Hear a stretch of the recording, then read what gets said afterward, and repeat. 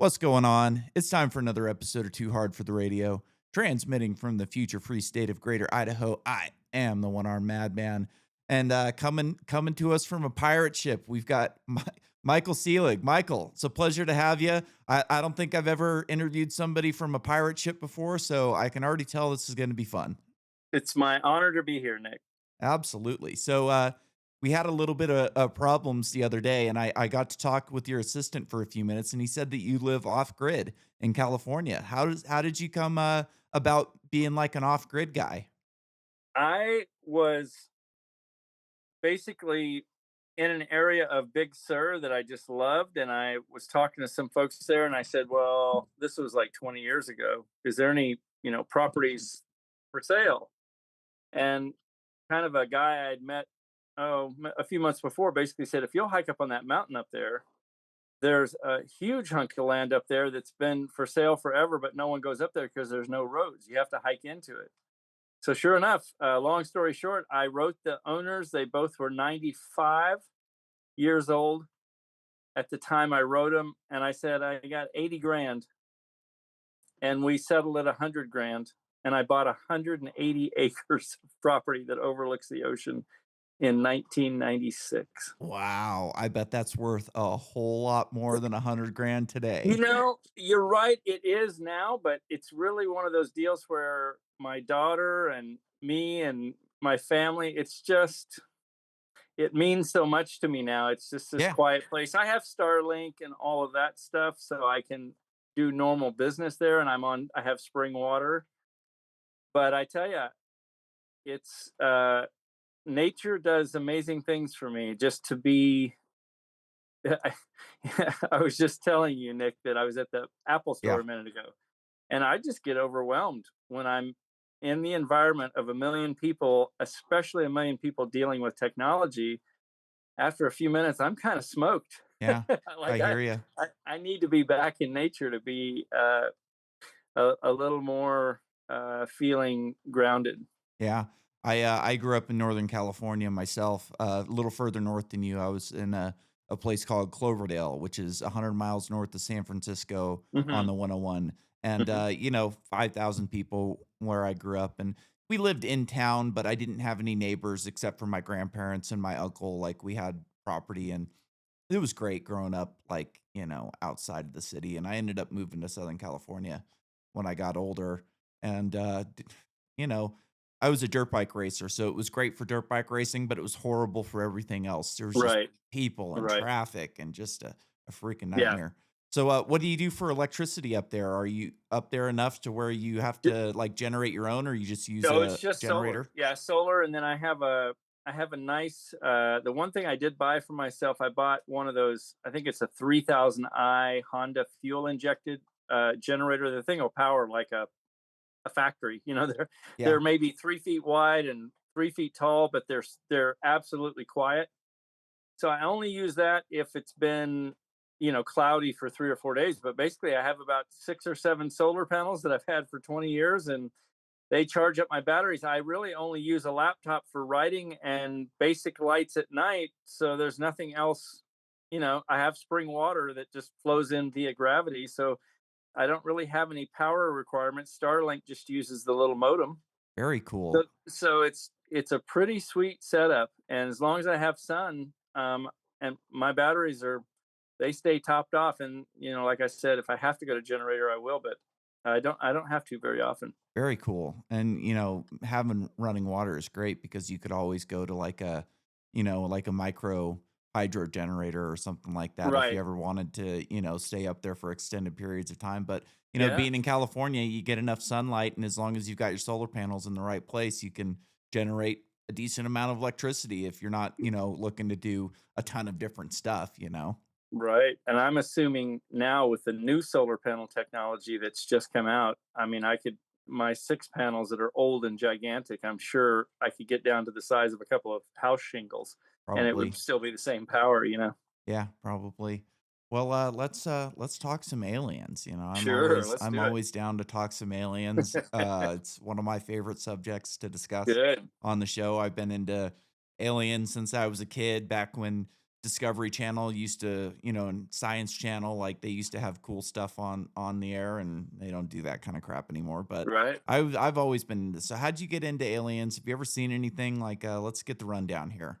Sure. So the Reader's Digest version would be that in 1981, when I was a senior in high school, I was looking at the Seattle skyline from about 20 miles away. So looking across the skyline, I had about a 20-mile view over the city, and I saw this light dancing back and forth. And I was already by that point a private pilot, and I knew all of the aircraft in our military arsenal because I was just a fanatic about Mhm.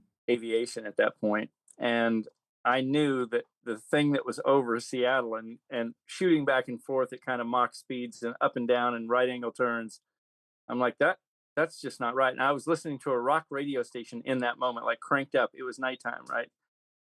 And all of a sudden the DJ cuts off and he's like, okay, no more music. We appear to have something over the city. We're being deluged with calls. And I was like, yes, I saw a UFO. Yeah, you're not the only one that saw it, which is super cool. I've never Right. seen Yeah. anything, unfortunately, and man, I've spent a lot of time looking at the night sky, like, we Hmm. had a hot tub when I was growing up, and I'd go Hmm. out in it and look up at the stars, and we had great stars in Northern California. You could see a lot of stuff in the Right. sky, and now I live in the Boise area. I live in Nampa, Idaho, which is a little Hmm. bit west of Boise, and, our skies suck here. Yeah. You can't see anything. I mean, you can't it's really Is it a because it's cloudy? no, it's all the light in the valley. It's just Oh, I light see. pollution is just Right. awful here. It's, Right.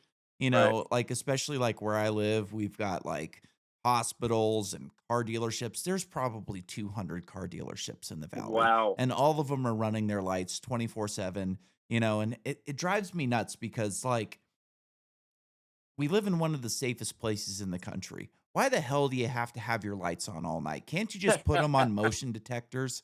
You know what Right. I mean? Like, I Right. kinda That's get a it for a very good point. hospital, like, yeah, you Right. kinda wanna be lit up, but, like, can you just tame it down a little bit and maybe put some hoods so the light doesn't shine up into the sky or use some diffuse You'll lighting or have to something? found Alien Watch Night where you just convince the city like I let's know. just have 6 hours on Tuesdays for Alien Watch Night and Yeah. everybody can enjoy the stars for 6 hours. Let's go for it, folks. I think it's a crime against humanity to not Yeah. allow people to see the night sky, you know? Right. You got kids growing up in this area that have never seen the night sky, really, Right. until That's too you bad. go out of town, and it's a really Yeah. sad state of affairs, but Yeah. anyways, let's talk a little more about aliens here. So, what do you think it was that you saw? Like, what do you make of these craft? Like, where are they coming from? Have they been here for a long time? Are they coming and going? Do they have bases? Like, what do you think's Yeah. going on? So the answer is yes to everything. And if you want my Reader's Digest version of what I think's happening on the planet and Take in as the much planet, take as and much time as you want. all right, so now you can read this in the book because it's basically what I've been researching for the last several years of my life. But the research has pointed me toward a conclusion that not only have we been in space since the 60s with our secret space force and other entities that I won't discuss just because of the amount of time, but we have had our secret space force out in space. It is currently out there and massive.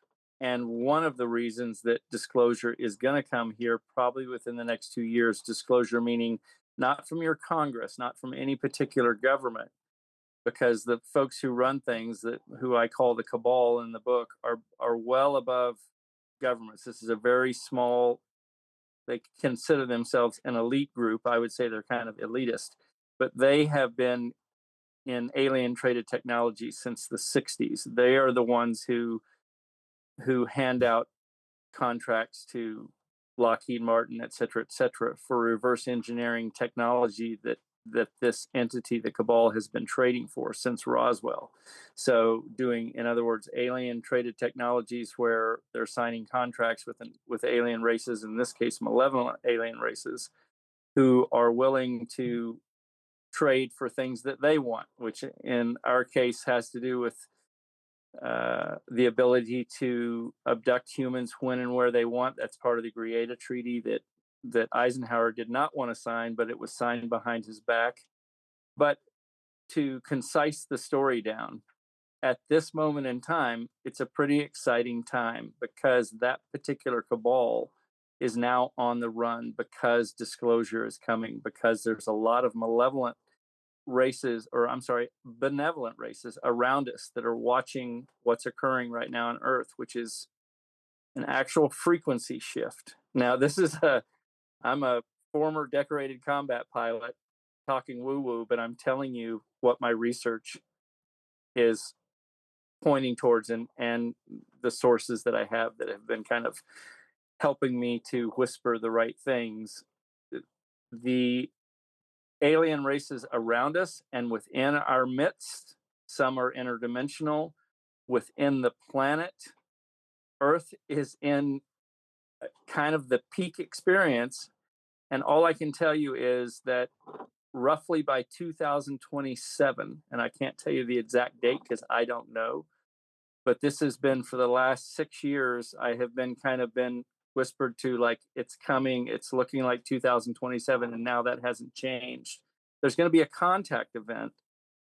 It may be something simple like a few ships initially hovering over all the major cities in the world to kind of get humans talking on a big level, like, oh my God, and then those ships just disappear. The point is, they don't want to freak out the planet. They want to slowly get us talking, like, oh my God, we all saw the ships, and then the ships disappear for a couple of days. Allow humans to talk it over.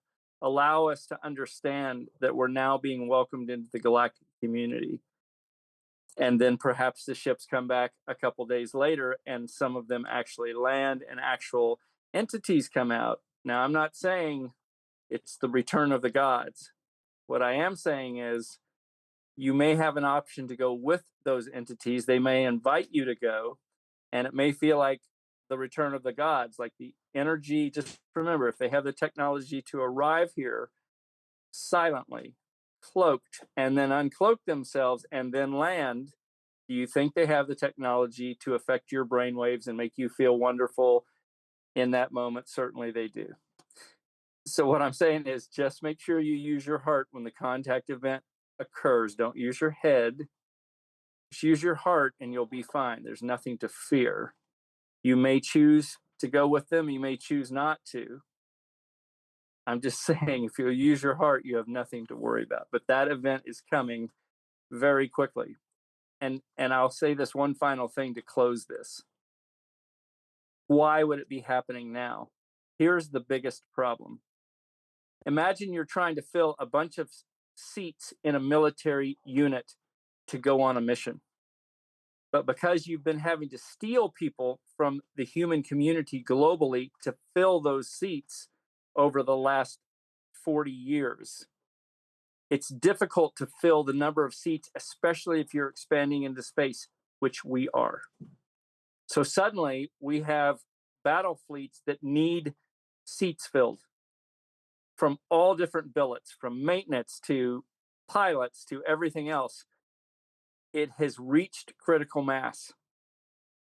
The only way they can recruit at the level that they now need for us, for humanity to expand out into the galaxy and beyond, is to finally go, all right, yes, it's been happening for decades.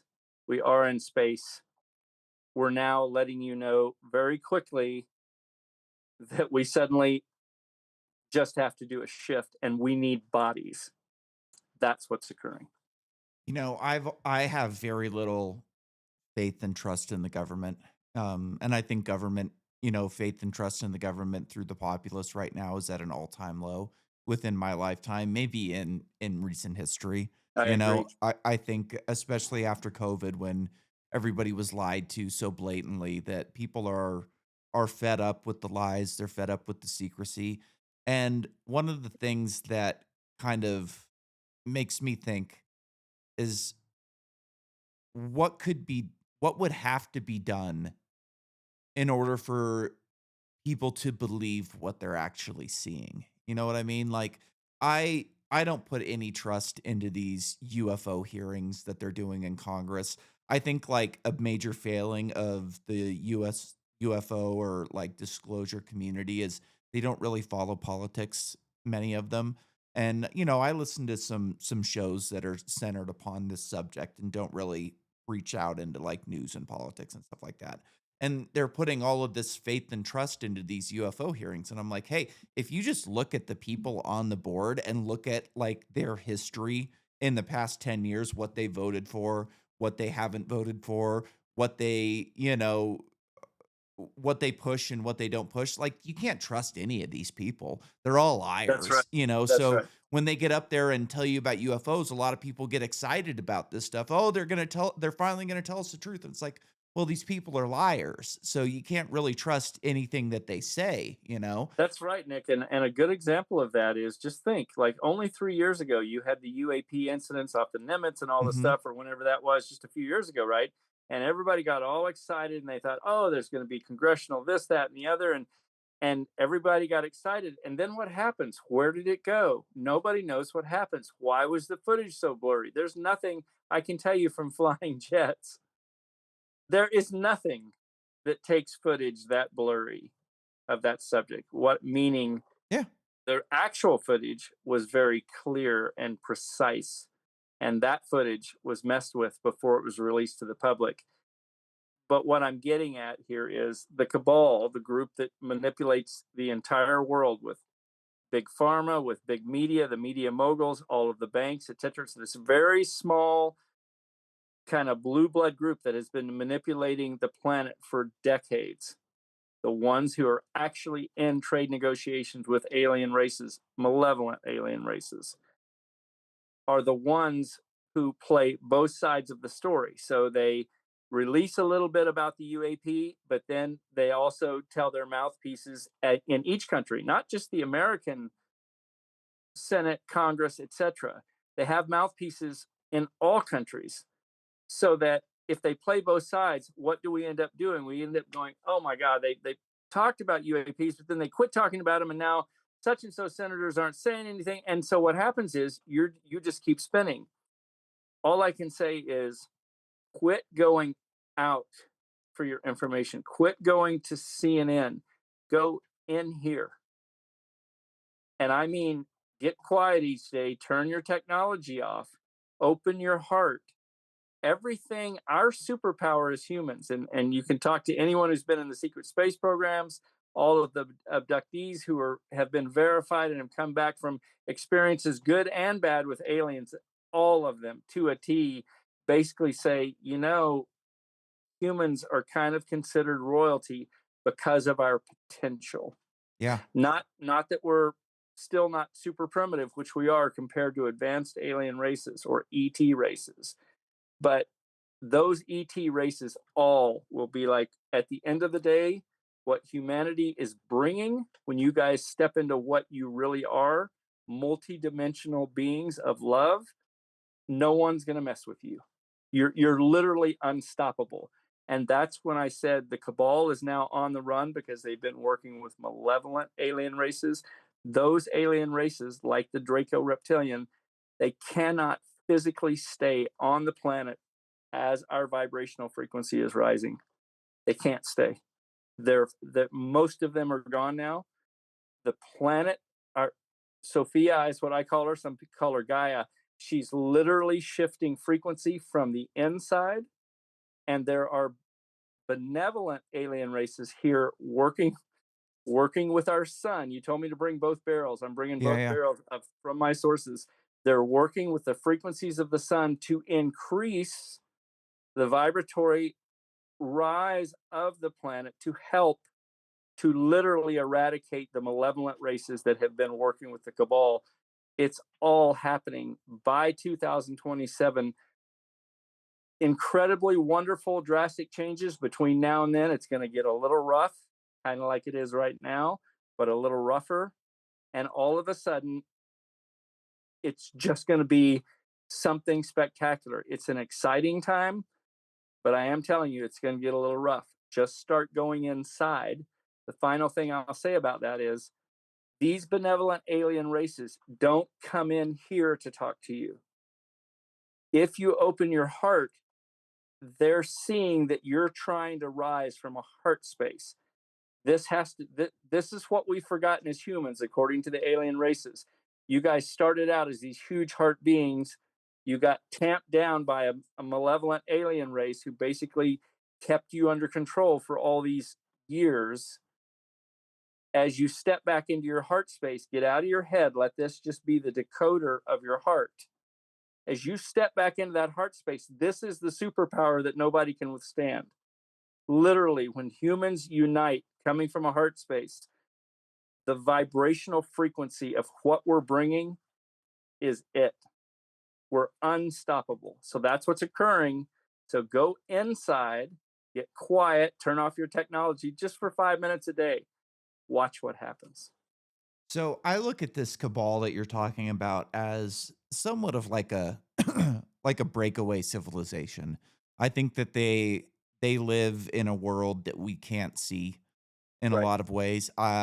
Their technology is so far advanced from what Yep. we have access to. Our technology hasn't really changed all that much in my Exactly. lifetime. Exactly. Things have gotten a little bit better, but nothing has drastically changed to the point where you're looking at something, you're like, whoa, like this didn't exist when I was a kid. Like we're still using the internal combustion engine. It hasn't Exactly. changed all that much.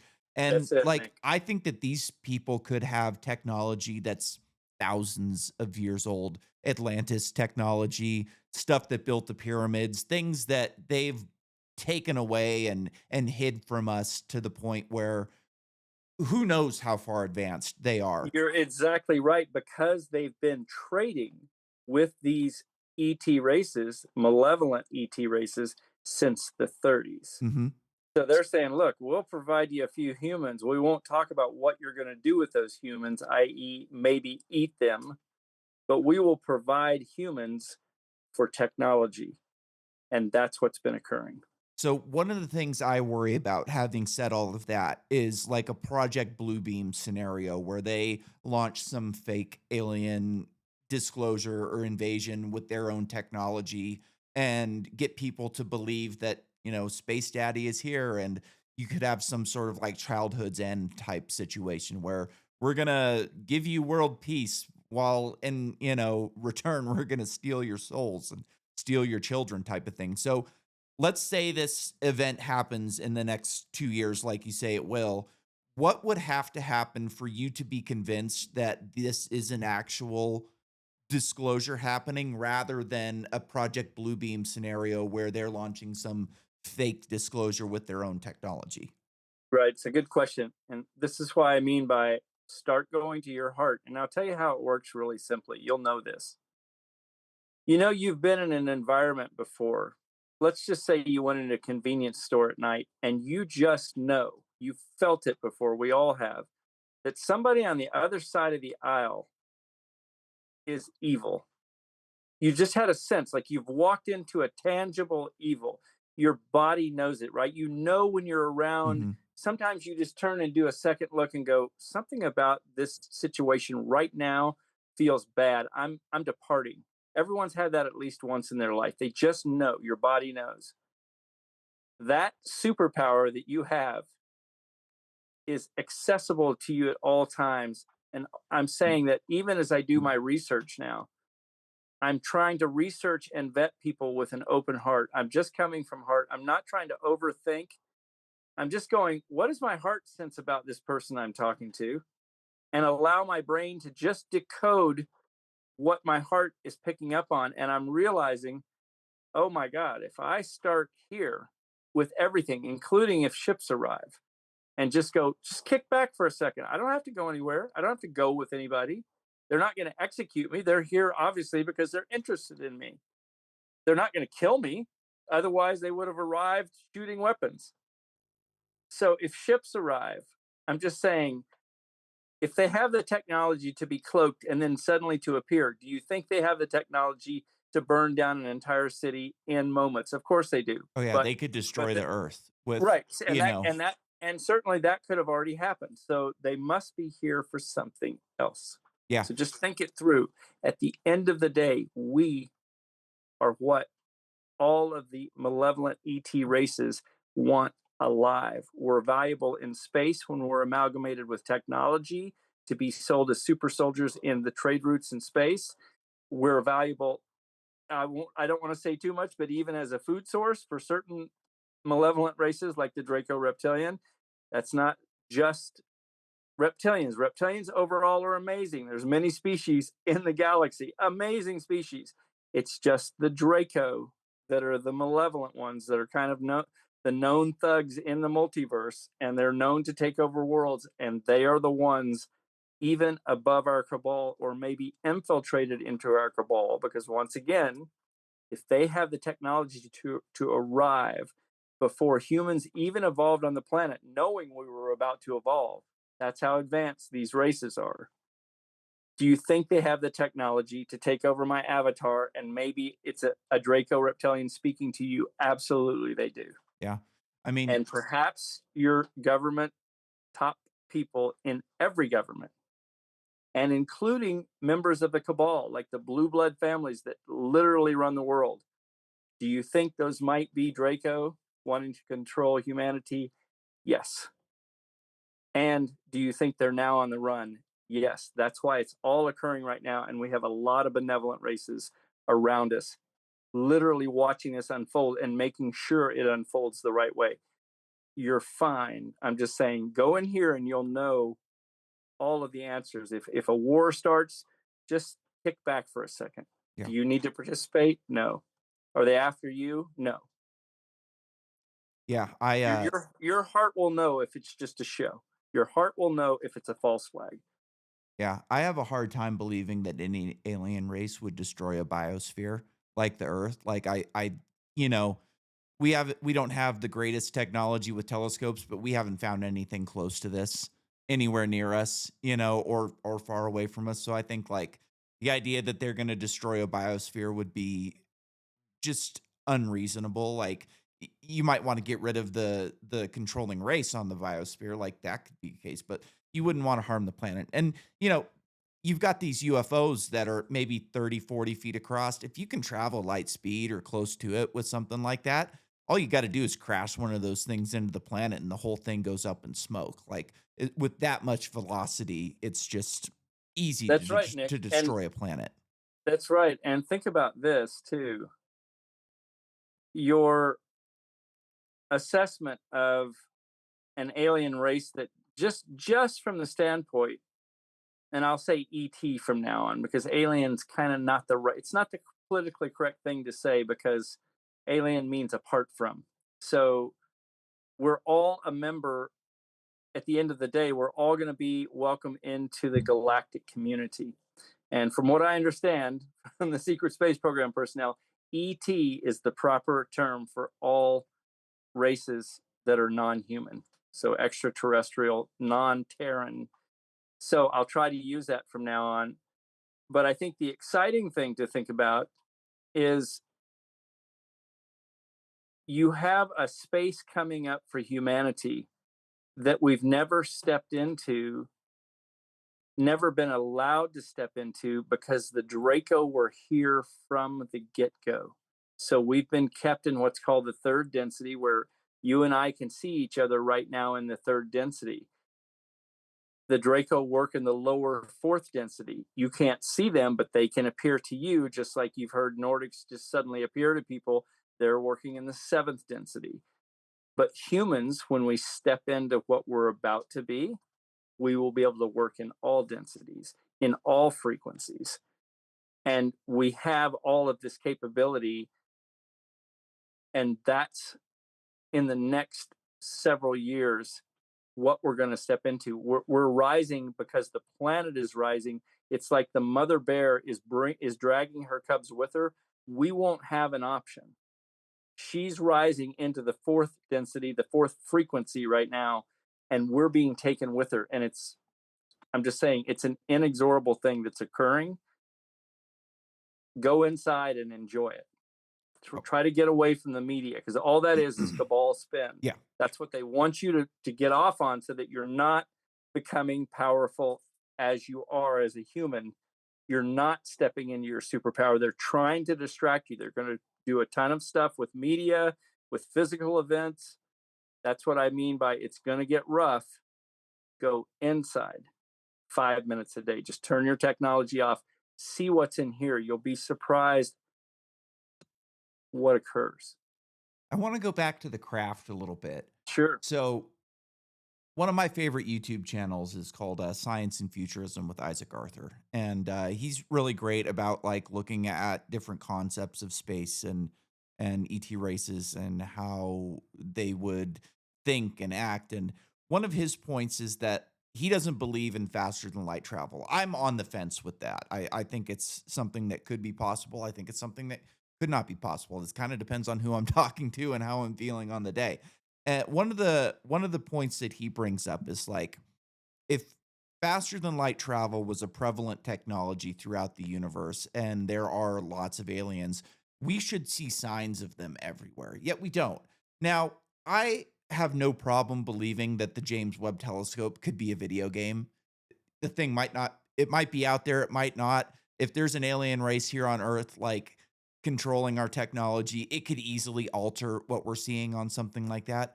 But it'd be really hard for them to alter every, person in their backyard with a telescope looking up at the night sky. And we're not seeing big voids. We're not seeing signs of, faster than light ships that are expending a ton of energy when they slow down. So how do you think these things are operating? How are they getting here? Are Right. they capable of faster than light? Are they, why don't, and also like, why don't we see signs of them in the universe? Okay. So that's a good question. So let me give you an alternative to faster than light that's even better. So if you think of linear travel, which is what you're thinking of in space, very, very few ET races would try to do that. Here's why. If you imagine that, and we're just for a moment, we're going to say space is just a blanket laid right in front of you. So I'll say my fingers are a blanket from here to here, and I want to go from this point in space, let's say it's Earth, to Mars. Now, if I know this is going to take 3 years in linear time, what option instead of traveling in linear time might I try? What if I could bend space time back to me? Yeah, warp In drive. other words, let something around our ship with a nuclear reactor on board the ship. Now, I'm talking about what all ET races use, a nuclear reactor aboard each ship, which then is no longer affected by the Earth's gravitational pull, Mars's gravitational pull. It's bending time and space so that instead of traveling from Earth to Mars linearly, I bring Mars to me. All in a split second, I can be at Mars. So, so there's nothing wrong with the gentleman's idea that it would be really tough to travel faster than the speed of light. I will throw this out. Jump gates that are used every day in the secret space programs, ET races that arrive and depart by portals here on the planet. All of that is bending space time. It's a portal through space time. It's not linear travel. No one uses linear travel. It, if you're bending space time, you don't have to slow down. So, in other words, there's no acceleration to reach a particular velocity before you go into hyperspace. You literally are warping space around your ship, and you immediately, it's almost like, it's like I said, if you can just take a blanket and lay it flat before you. Now, if you can just pull that the far edge of the blanket to you, and the far edge of the blanket is your destination, that's what warping space time is. That's what ET races use in the multiverse. That's how they get here. Jump gates work the same way. Some people call them portals. The secret space program calls them, we'll be using a gate today. You hear about the secret space program personnel, Rebecca Rose, uh, even Tony Rodriguez, John Charles Moyen. I could just go on and on. There's so many that are now coming forward because their mind wipe technology has glitched. They were mind wiped when they finished their 20 and back tour in the secret space programs. The problem is the cabal's technology to mind wipe these citizens that were in space is now glitching. People are having complete memories of an entire cloned period of their lives. And what's wild is Tony Rodriguez is like, well, I was on Diego Garcia with the Nazis, but then I was on Ceres, a moon with the Nazis as well. And Rebecca Rose is like, and I worked with the Draco who worked with the Nazis, and pretty soon you start listening to all the different people and listening to their stories. They didn't know each other in the secret space programs, but they're working with the same ET races, the same planets, the same spaceports. And you realize, and then they said, and then I was brought back to the far side of the moon to the Lunar Operations Command, where I was mind wiped over a 4-week period and age regressed. And all of this comes out in their regression sessions, but they don't know each other. And then they start writing books like Tony Rodriguez writes Ceres Colony Cavalier, meaning I was on the planet of Ceres. It's a Nazi colony. The Nazis were the first to work with the malevolent aliens in 1933. They got the first ships from the Draco to go off planet to the moon, to Mars. My point is, all of this discussion from all these secret space program personnel, they all talk about our ship warps space time. We can just go literally anywhere in a second. We're not going linear. It's not a buildup. It's not a hyperspace thing. We literally or if they do a jump gate, the ship literally just goes through a section of space and it's suddenly in another star system. That's the way it works in the universe. That's the technology that's out there and it's been out there for millions of years. There are trade routes in space. It's not linear at all. There would be no reason to go linear. So your friend makes a good point. The guy that you follow makes a good point about show me a ship that goes faster than space time or faster than the speed of light.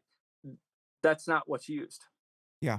No, and I'm familiar with warp drives, and wormholes. You know, I'm a big Stargate fan. Right. So I'm familiar with that type of stuff, and I know that the general like analysis on something like that is that it would require like negative energy, which in order to get negative energy, it would take just tons and tons of energy in order to generate that type of stuff, and with our conventional knowledge, like, it doesn't seem like it's possible, but who's to say that, these people that have had technology for thousands of years haven't been able to figure it out?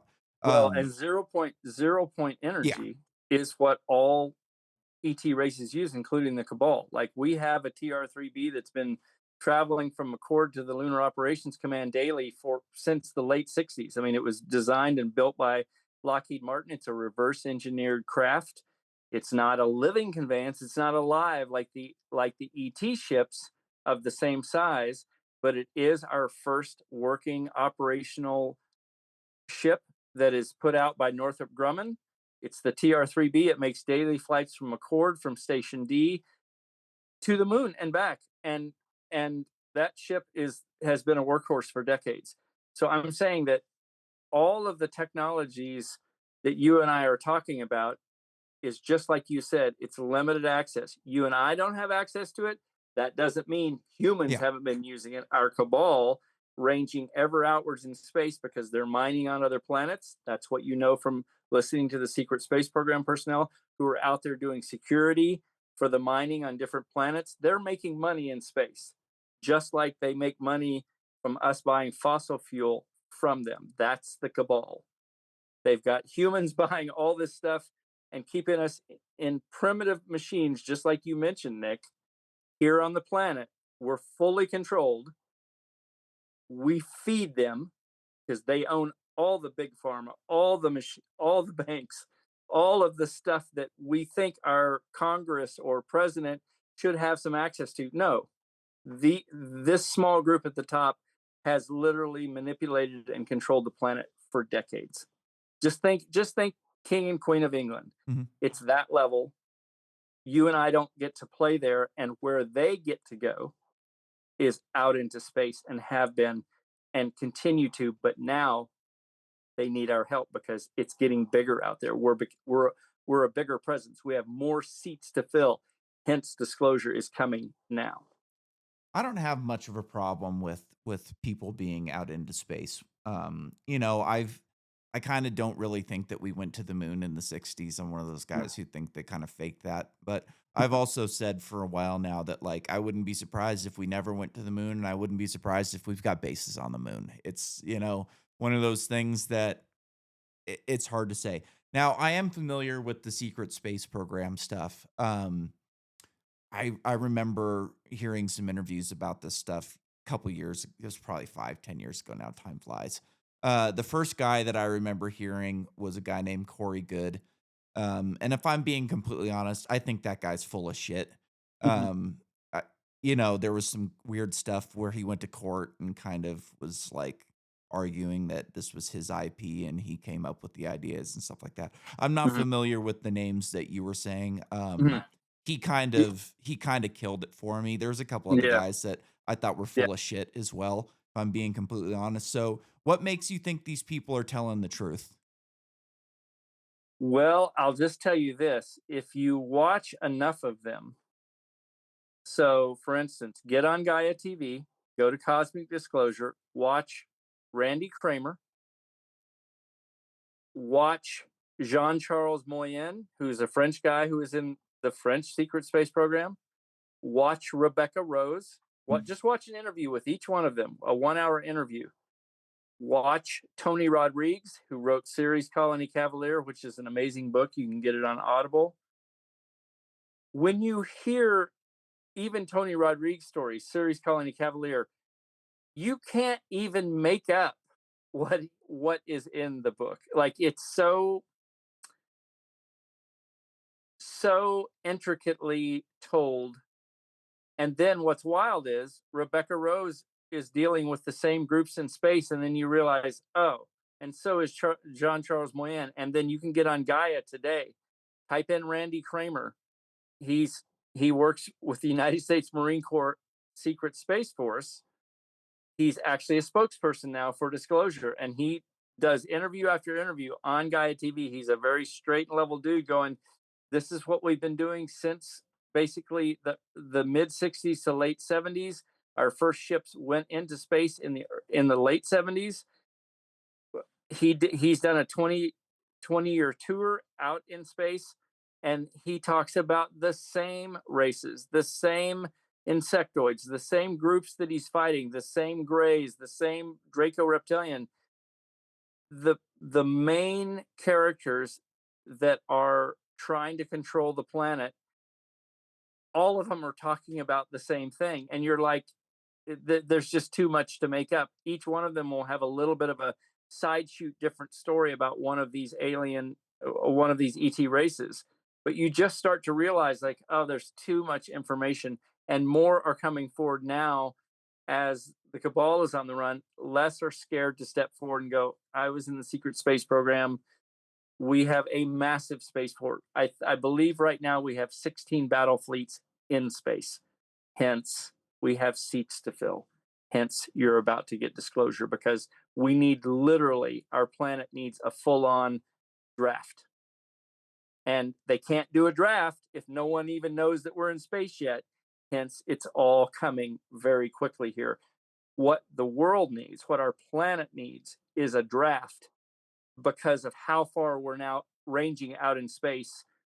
Bodies need to be in those seats, and we don't have them because the way they've gotten those bodies in the past, if you talk to Rebecca Rose, she was taken at childhood, had no say in the matter, and was put into the MK Ultra programs and then taken into space. She was traded to the Draco reptilians. She literally worked for the Draco as kind of a security person. She flew a ship around the planet she was stationed on, and she was just told to be in the ship, and you will tell us if anyone approaches anywhere near your ship. In other words, an enemy of the Draco. That's what she did for 20 years. Then she's age regressed and brought back. You can watch her and you start to realize she's talking about the MK Ultra program as a young girl. And then you go to 4 other women who have just stepped out, and you realize, oh, it's the same stories, a little bit different because of their own personal experience, but it's all the same stuff. And you realize they're coming forward now because the mind wipe technology is glitching. It's just not working. It pops up, and then they have to go into therapy. Like, I'm having this alternate life all of a sudden pop up. They go into regression, and they're laying on the couches going, um, I'm 4 and I'm in a program and I'm being waterboarded. And if you know these stories, they all got waterboarded. And then I'm being taken to a place where I'm being trained on the moon, on a base on the moon. They all were taken there first. Then they go to Mars for training. Then they're sent out in their units. The IDARF, the, the International Defense Force for the Earth, is a real entity. I'm just saying there's volumes of information now that is about to step forward, and you're going to get to experience all of it, and it's going to be like, dang, you'll get to go through the 5 stages of grief like I've been going through, which is, okay, I've been taken my whole life. I didn't believe any of this. I didn't even believe in aliens. I'm a skeptic by nature. But if you just do the research, if you just stay on it, all of a sudden you're just being hit from all sides. Like, there's way too much information here. This can't just be faked by all these people with the same rough experiences of working with the Draco. You just can't make it up. There's too many details that each one of them talks about on their own, on separate interviews, where you're like, okay, at some point I have to look at this as a real thing. So I watched an interview yesterday. It was a guy who was on Joe Rogan, and Mhm. he's a college professor. Some sort of like anthropologist, biology guy, Mhm. and he wrote a book about gray aliens being time travelers from the future. Mhm. And like I've always had a problem with that theory. I feel like it's a stoner theory where it's, hey man, look at Yeah. these guys from the future. I always felt it was kind of a lazy theory, and one of the reasons I never bought it was, like, I think genetic engineering is going to take us in the opposite direction as the gray aliens. I Mhm. don't think we're ever going to be able to override our biological urges to and our sexual urges, and, like, you're attracted to good-looking people, whether you're a man or you're a woman, like, That's right. women are attracted to tall men, Yeah. like, I I just feel like as we evolve, as we get better technology, as we get into genetic engineering, we're gonna get taller, we're gonna get more muscular, we're gonna be athletic. I think, like, you know, look at how bad obesity is around the world right now, and you think that within 60,000 years, we're gonna be these tiny little things, like, it's more along the lines of Wall-E, where all these people are gonna be You're exactly in right. those You're floating scooters at this Yeah. point, like, so I never really liked that theory, like, what do you think about that theory and time travel at large? So I will tell you this. We have a time core. So there are a few select ET races that are able to use time travel. The Greys are one of them. And but your idea around the genetics that would somehow evolve into them is correct. We're not going to evolve into them. But remember, as there are a million factions just on our planet, there are Caucasian men like you and me, but then there's Caucasian men like you and me who have a slightly different tone of skin Mhm. and a slightly different look of their eyeballs and a slightly different musculature and a bone structure. We all have alien DNA in our blood. We were not the first on the planet, I will tell you that. And one of the many alien races that was here before us were the Greys. They were known to crossbreed, interbreed with us because they've got an issue with their own race. They wanted to get something from humanity, and there are known hybrids that are kind of half gray, half human.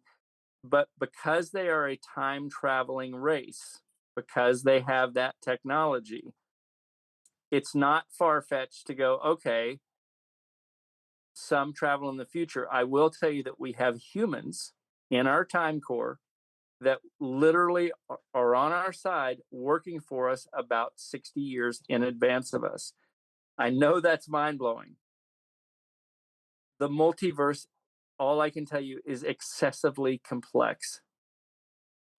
My sources, not only in the secret space programs, but of what's coming right now, all I can say is everything that you can possibly imagine, from time travel to incredible machines that warp space time to jump gates to stargates to planets like ours that have multiple civilizations within the planet.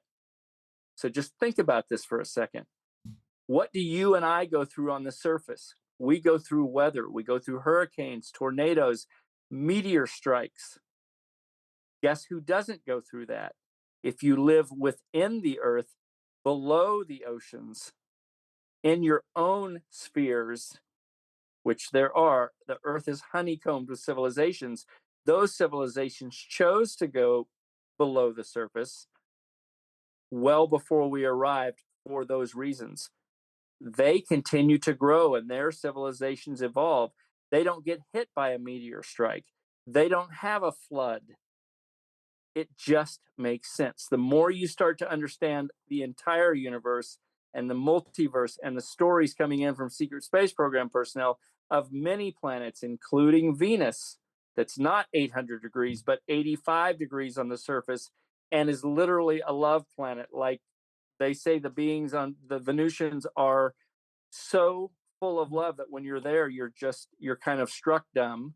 And the plants and the tropics on the surface are just off the chain with love. Like literally, the plants are so full of love that your body is almost like tangibly pushed by waves. And then these same secret exposure, like Randy Kramer is like, and then you go to their below ground cities, and they're so spectacular. There's no way to really describe them other than the buildings even have a sense of, he's like, it's mirth. It's just unbelievable, all driven from love energy. And one last thing I'll say about what's fascinating, he's like, the most big change that's occurred with the Secret Space Force in the last 10 years is we have literally been going to Venus for love training because as we approach, say, a Draco reptilian force that's on a particular moon somewhere and we're supposed to go deal with them, we literally approach en masse with ships and they know we're coming with love energy. And he's like, a lot of times they kind of know, like, okay, not only do they have a big force that's just approaching, but they're coming with this vibrational frequency where he says a lot of the Draco will literally just stop and go, okay, we're good. We don't want to battle. And he says the ones that do want to battle, they know they're not going to make it. And he's like, we now literally are trained to approach each new hostile situation with that look of, we're coming from love, will allow you to survive if you'll put your weapons down. If you don't, we're going to kill you. And he's like, it's unbelievable what's occurring now. Hence the need for bodies in space as we are expanding out. So why can't like I was saying earlier about James Webb and Sure. Hubble, like I get how those could be easily manipulated to show us what the cabal or NASA wants us to see. Is very famous for altering images on Oh, yeah. Mars. You know, they showed a red atmosphere for years with which is just bullshit. Like the atmosphere, the sky is blue.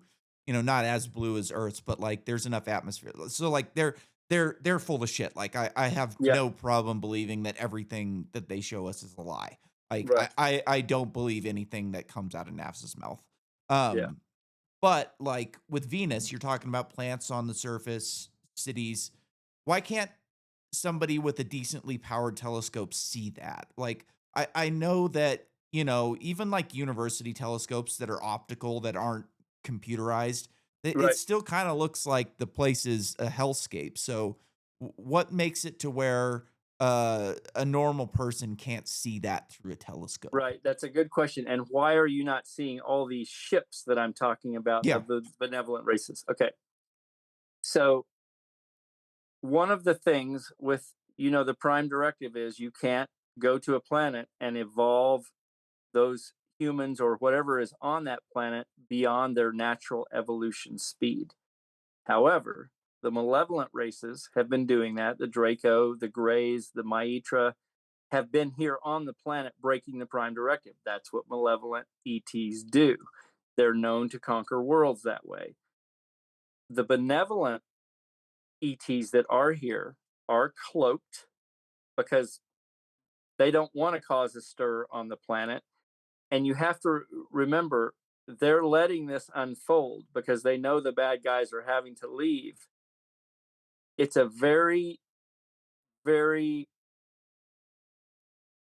worked situation where all of these ET races are working to help with this disclosure so that humans are not freaked out when this day arrives, when we're being welcomed into the galactic community. Because you remember, you've got guys like you and me who are more open to an alien arrival or an ET arrival or a contact event. But you have to remember, our planet is a very high percentage of religious individuals. The heavy duty disclosure of a ship arriving, it can be catastrophic in certain ways because you can kind of have like a mass 5 minutes of utter craziness, which might evolve into something really bad where people are attacking each other. They don't want that to occur, obviously, because humans can be really volatile in a moment. That's just the way we are. So it's a very worked, planned evolution that's coming to best help humanity kind of look out and go, oh my gosh,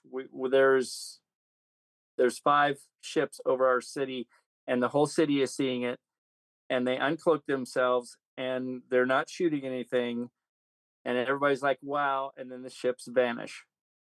And then what are you and I, Nick, gonna do? You're gonna have a podcast that moment and go, okay, we all just experienced 5 ships over Boise. And that ship was one of them was 4 miles long. And one of them was at least 2 miles long and was round, and the other one was long like a cigar. You're going to talk about it. You're going to process what occurred, which is exactly what is needed. It's going to be shows like yours, podcasts worldwide, where everybody's like, we just had a massive worldwide sighting. It's going to be evident within minutes, like these are ships from all over the world. Yeah, Phoenix lights everywhere. That kind of thing. But just think about it, even in daytime, if they arrive and vanish, humans are going to suddenly step forward. Even the religious folks are going to have to go, okay, it doesn't mean that all of their learning, their Jesus, their Buddha, their whatever, it doesn't mean it discounts it. It just means they maybe have to shift their story a little bit. Mhm. But everyone is trying to be included in this. But these very advanced ET races realize, okay, humanity is ready, but it's still going to be a little bit of a because not all humanity is exactly the same on the evolution and open to alien or ET contact at this moment in their lives. It's going to be a little bit of an adjustment. Yeah. So, last question, we'll get you out of Sure. here. Um, what do you think about like humans being engineered by some ET race? Like, were we,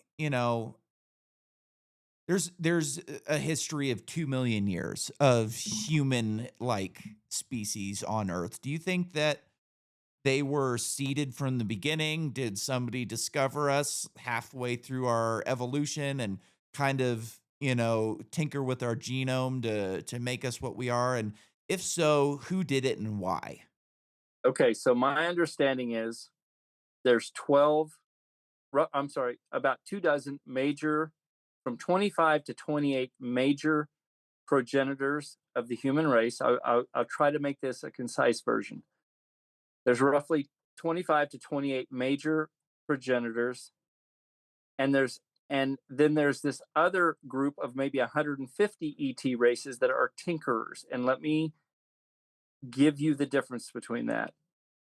A major progenitor would be an alien species, an ET species that came, lived on the planet, interbred with humans back even when we were chimpanzees, interbred with humans, really put their DNA in the pool, maybe lived here for centuries or thousands of years.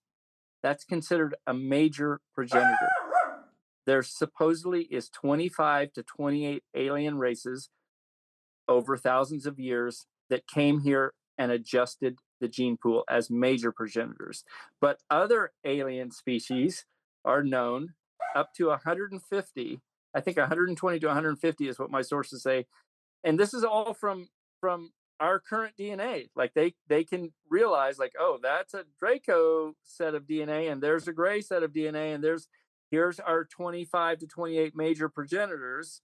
It's not necessarily Draco, or I'm just giving you an example, Mhm. but they can also see in our DNA up to from 120 to 150 other races that came for maybe just a couple of years, tinkered, interbred, and decided for whatever reasons, maybe took some with them, took some humans with them, or whatever we were at that moment in time, apes, brought them back, dropped them off, and that's all that race did. Those are called tinkerer races.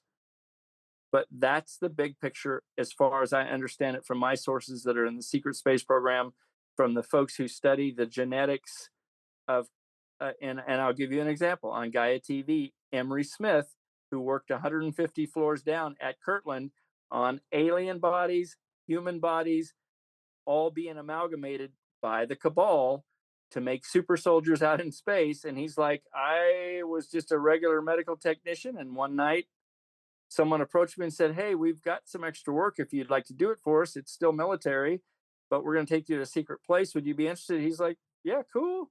And initially, he's just working on human skin specimens. And then he said, you know, 6 months in, I'm starting to work on specimens that I knew were not human. And fast forward to several years later, I'm standing next to an insectoid that looks like a very tall praying mantis who is the surgeon in the room, and I'm the assistant working on another alien species. And I'm being communicated via telepathy from the praying mantis. This is at Kirtland Air Force Base, 50 to 150 floors down in the 80s. So I'm just saying that all of his research said yes. And he does the interviews on Gaia TV with Randy Kramer. And he's like, yeah, I've seen some of these species, and we certainly have a lot of that DNA. Meaning, I was there studying DNA with all these alien races because the cabal wanted to create better soldiers in space. It's all pretty well documented. I know from being a military guy and sources, Kirtland is a mountain full of alien technologies, including ships. I'm just saying it's all coming fast. It's exciting, but we were not the first on this planet, but we're still, because of these great alien progenitors, we are the experiment that the multiverse is watching because those were some of the best of the alien ET races that were our progenitors. Hence, we are considered to be multidimensional beings when we step into what we are.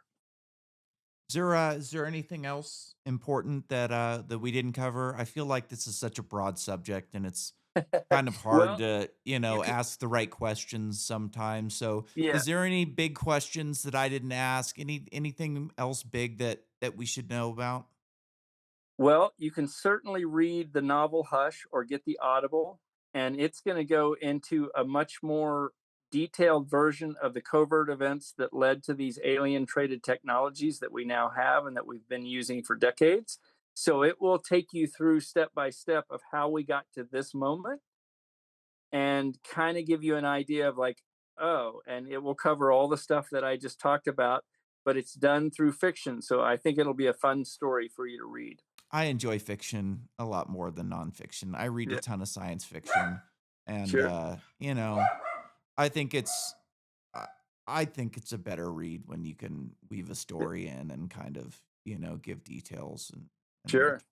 not have to deal with all the footnotes and all the bullshit that Right. comes Right. along with writing a nonfiction book. So Yep. yeah, no, I hope people go out and buy your book, and I appreciate you coming on, and we'll have to check in every, once a year or so, and see what kind of progress is going on this. And if you're You've got still it, Nick. still Well, thanks for around having doing me podcasts on. in It's 27, been a well, real honor. yeah, Yeah. absolutely. Well, it was a pleasure meeting you, and I hope people go out and buy your book.